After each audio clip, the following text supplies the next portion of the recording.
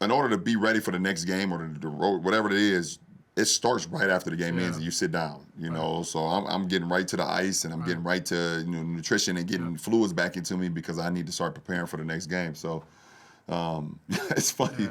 A lot of people like see me like walking off the court, you know, when there's like time left in the game. Right. Like no matter if it's a loss or a win, the reason I'm trying to get to the locker room so I can start I think I saw a clip from last night. Yeah. The game was a wrap. Just hungry. I got to get to the locker room to start my process to get ready for the next game. That's so amazing. I'll be sitting in the locker room, amazing. foot on the ice bags on. I got my smoothie and my fruit, and I'm already getting to it right now. So like, that's amazing. Like people probably see you leave the court and be like, "No, damn, he's you know." Yo, it was funny when during a loss, they was like, "Oh, he's a poor sport." Right, like he's leaving the court, they lost, and then they start seeing me do it during the wins. They was like, well. He's no sportsmanship. That's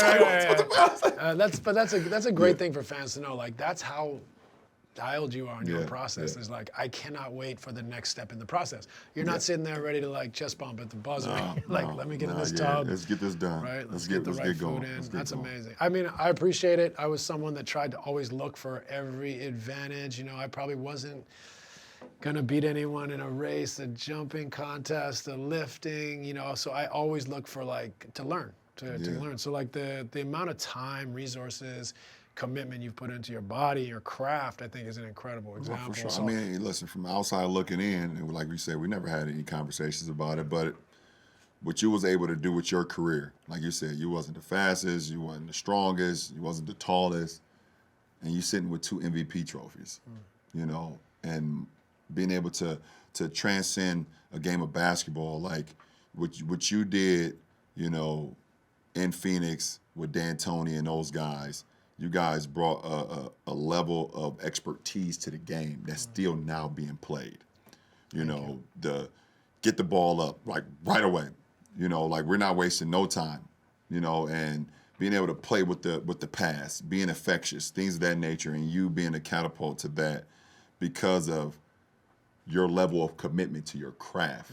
I don't think that's talked about enough in our sport. You know, what's talked about is how high you can jump, how far you can shoot. You know, all these other, how strong you are. But I think what gets overlooked is the level of commitment to one's craft, and that is why you're able to succeed.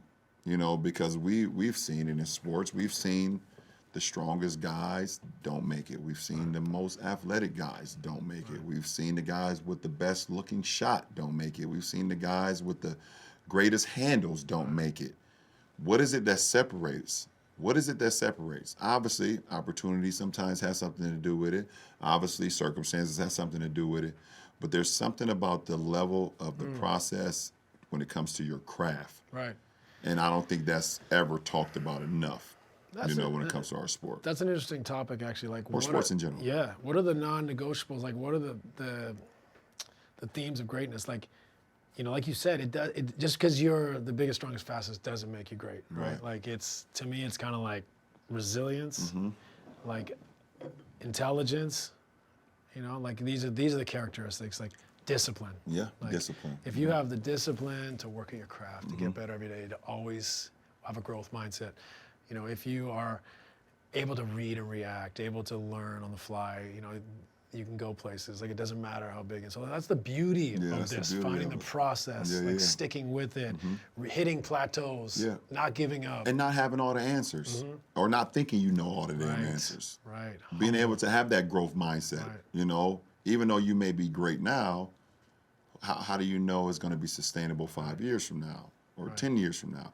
How can you continue to reinvent yourself to the point where, like, you know, it gets to the point where it wasn't, your career didn't end 10 years ago because you gave up on the commitment of the process.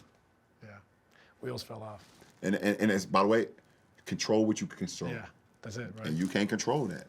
Yeah. But by the way, you sleep better at night. You're like, fuck, you know, I had more to give. I know I was committed to the craft. Yeah. But that's something that you can't control. That's something certain people can't control, and that's okay. Yeah.